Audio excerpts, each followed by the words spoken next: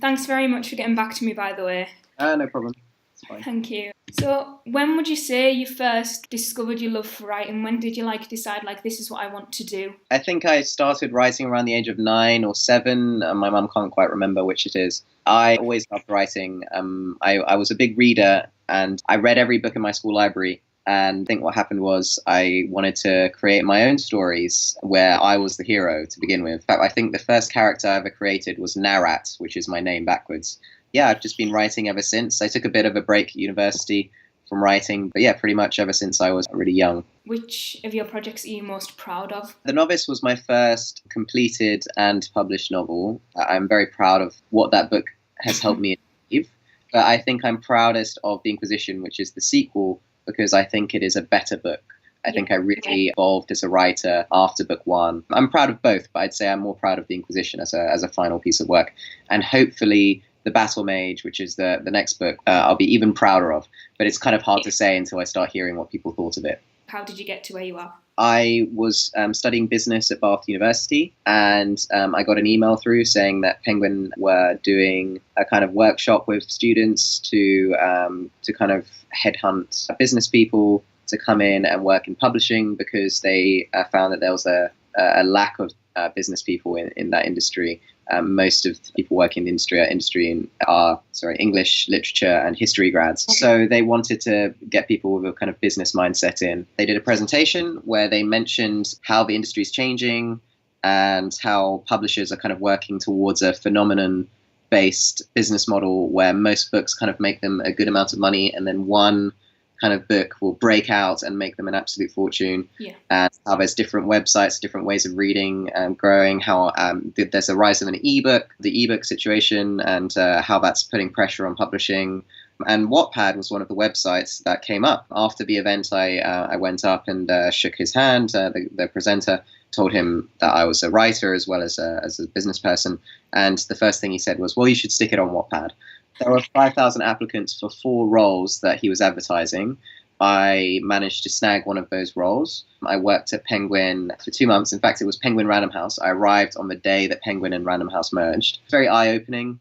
I kind of saw how the industry was run. I got some idea of how books are acquired and how publishers determine how many copies they think a book will sell, and that's usually based on the similarity of that book to other books that have sold as well, while also maintaining a kind of uniqueness about them as well. I also realized that writers were not people who had gone away and studied how to write a book. You know, the vast majority of the authors that I met had never studied writing or taken a course in their lives. They were just someone who had a passion for storytelling, wanted to write a book, and it had become published. I finished my time at Penguin Random House, and I was going to go backpacking in Australia about a month after I left, so I had a month to kill. And I'd always been pestering my boss to say, could you put me in touch with an editor here at Penguin? Maybe they'd be interested in some of my writing. But he didn't really want me to be pestering editors there. So he kept saying, oh, put it on Wattpad. I don't think he really thought that my book would be very successful on there or anything like that. I think he was quite surprised when what happened. Really, it was more of a way of saying, leave me alone and try this instead. It was interesting because, to be honest, Wattpad for me, I studied it as part of my part of what I'd been doing at Penguin Random House. And I saw that there were a few people who had managed to get book deals, but that mostly they had several million reads, and they were, by far in the minority. There were people like Abigail Gibbs and Beth Reekles, but they were both British, and that was kind of inspiring as well. They weren't the kind of books that I write. They are more, targeted towards the teenage girl market, and that's what mostly Wattpad is made up of, teenage girls.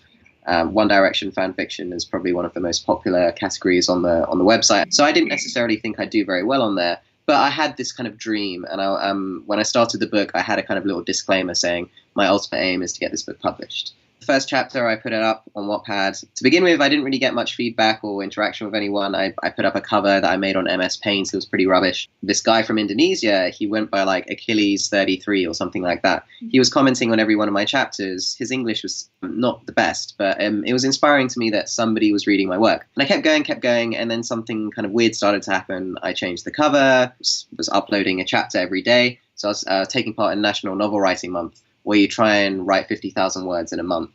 And so that's what I was doing. So every day I'd put a chapter up, and I promised my readers that I would put up a chapter every single day. And I think that was part of the appeal of the book, was that every day they'd have something new to read. Yeah, I just kept uploading.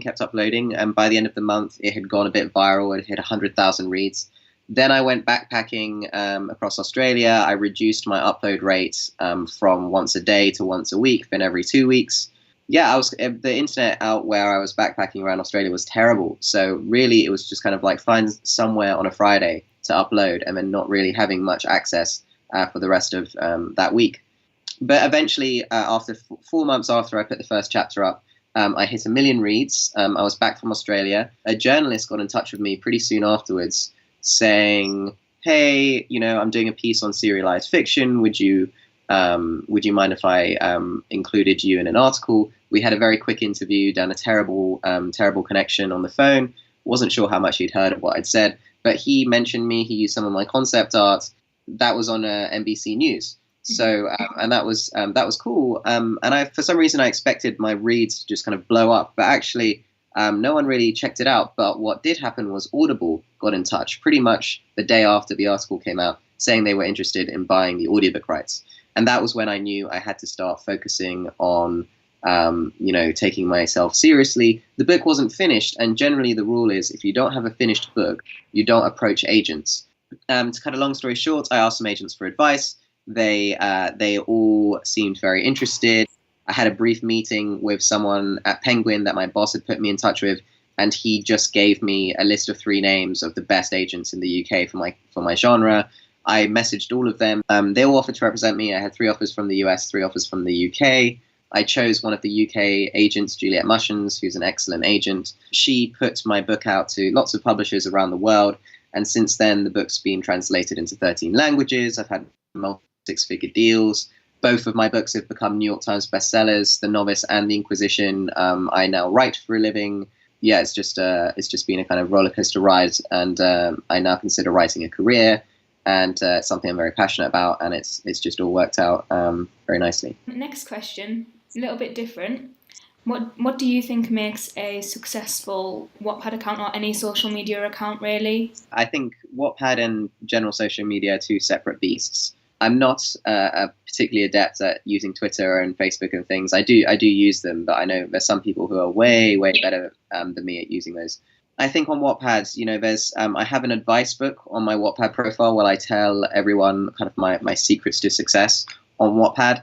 I'd say the main thing to do on Wattpad to be successful is write short chapters, upload frequently, let the readership know how often you update in the title of the book itself. At the end of every chapter, leave an author's note reminding them to vote if they enjoyed the chapter, respond to every comment, get involved in the community, get on the forums. There's places where you can advertise your book on there, that kind of stuff. Hopefully what will happen is that through all this effort, and also through sharing with all your friends and family and getting that kind of initial maybe 60 reads on your book as soon as you upload it, that will get Wattpad's algorithm to notice that your book is doing well, and it will then propel your book into being seen by more people. And also another thing that I believe the algorithm takes into account is that if your readership drops quite dramatically with every chapter that they read, Wattpad notices that and perhaps shares your book less across their platform as an algorithm. I mean, not somebody at Wattpad sitting deciding. So if your book has a very dedicated readership and the drop-off rate isn't huge, the algorithm also notices that. So it's all about frequency of updates, how quickly you get an initial readership, how many of them vote, and how many of them stick with your story. And that's kind of a bit of how the algorithm picks it up and pushes it out. And then hopefully the more it's pushed out, the more readers you'll get, and the higher and higher up it will go. You need a good cover for that, and that's very important. Where would you say you find most of your inspiration? So I'm a big history buff. So the next 2 books I'm writing are very kind of historically focused, even though they don't take place in actual historical times.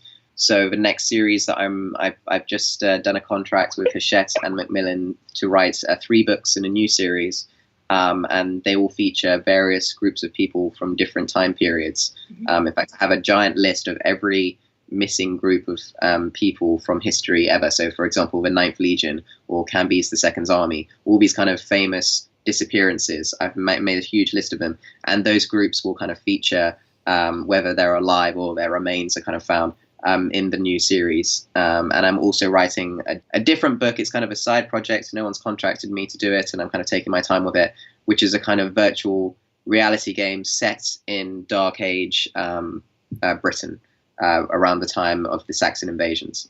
So history is a big part of it.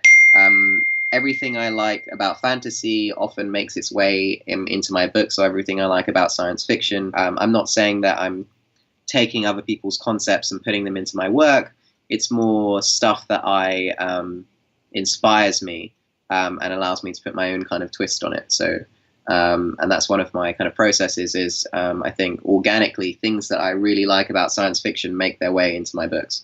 And then I guess there's personal experiences. That's also a big one. Stuff that I've experienced as a child, growing up, and now people that I've interacted with, people I've met, global issues, things that matter to me, social justice, social change, economic inequality, all of those things will often make their way into my books as well. Mm-hmm. What job do you think you would be doing if you weren't a writer? So my family are in business, specifically kind of property.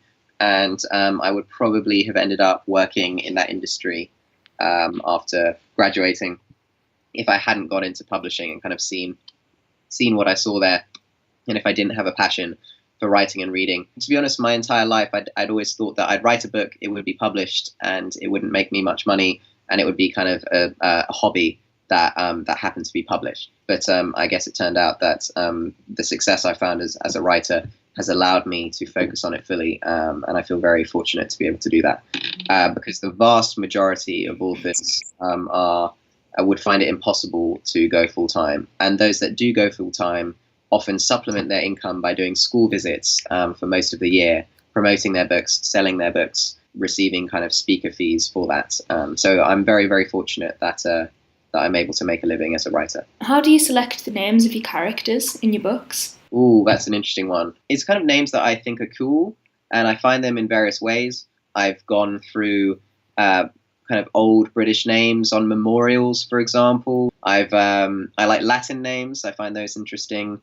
So, for example, I've looked at star names. Kind of, they always get really cool names, stars actually, and astronomers have great fun naming stars with the coolest kind of Latin names that they can come up with. So Arcturus, for example, is one of the characters in the Summoner series, and that comes from a star. Then there's kind of historical names. I like ancient Viking names. I like ancient British names, that kind of thing. I like Shakespearean names as well, actually, names that Shakespeare uses. So it comes from a vast kind of many different places, but that's for a fantasy series like the Summoner series. My next two books are one set in the future and the other one set in like our current time period.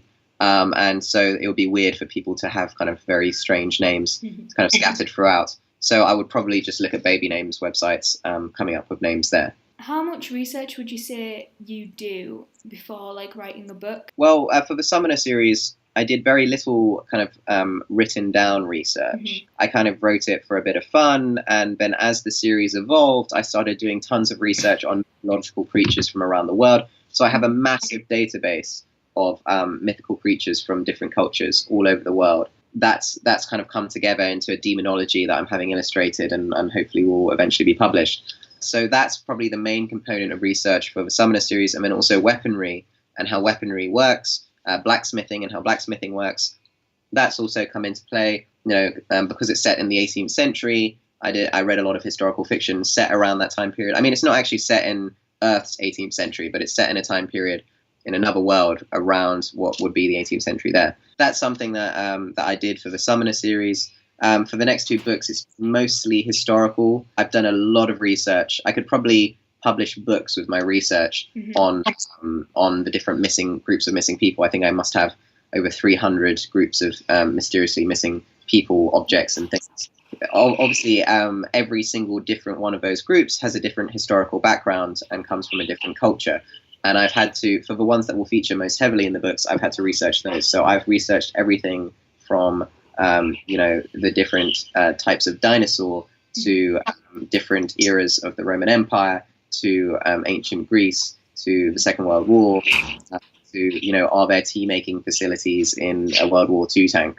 that kind of stuff. So there's a vast amount of research that I've done. I've even had to research kind of like planetary alignments and how would it be possible for a planet the size of Earth to have a ring around it? And if there was a ring around it, what would it look like from different parts of the world?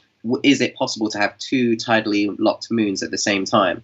And if there were, how would that impact the way that the tides are? That kind of crazy stuff. And you end up going into a rabbit hole of research that takes up way more of your time than you thought it would, but is also quite fun and interesting, so I don't mind doing it. But yeah, so when I started, I didn't do much research, and gradually as time has gone by, I have researched more and more. Although I wonder whether that's just me procrastinating, or whether it's because the book really needs me to know these things. How important would you say your audience's feedback and opinions are, like when deciding on what to work on next? God, that's tough. I mean, it's very tricky to kind of survey people to find out what projects they'd most like you to work on and that kind of stuff. And if you did, I mean, it's just not done, really. I've never heard of an author kind of going out and saying to their fans, what should I write next? But you do get a sense of what your readers like. So, for example, I have found when looking at the also boughts on Amazon on my books in the UK and the US, two completely different markets, they both have many readers who are reading a genre known as lit RPG, which is basically what Ready Player One is. People playing virtual reality games, or games, somebody's being sucked into a game world, or just a book very much inspired by video games. And across the board, for many different territories, looking on Amazon and various other places, you'll see that people who are reading those books are reading mine as well. And they're almost all self-published, because publishers aren't particularly interested in publishing that at the moment. I'm not sure why. Maybe we'll find out someday. But what I found is that people like my books partly because of the video game experience. That's one of the reasons why I'm writing this kind of virtual reality game side project. And then the other one, I feel like my fans will enjoy, because ultimately I write books that I would enjoy myself. Yeah. And hopefully, if people like the Summoner series and they're like me, then they would also like the new series I'm writing. Mm-hmm. So that's one thing. And then taking advice from people who aren't writers about how to write a book and what's going to happen in your book is not particularly useful sometimes. Yeah. You can find out what their likes and dislikes are, but if you ask them about plots and things like that, they will tell you the wrong thing very often. For example, there is a scene in the first book of The Novice where Fletcher, the main character, finds out what his power level is, what his summoning level is, which determines how many demons he can summon and how powerful the demons he can summon are. He finds out that he's level 9.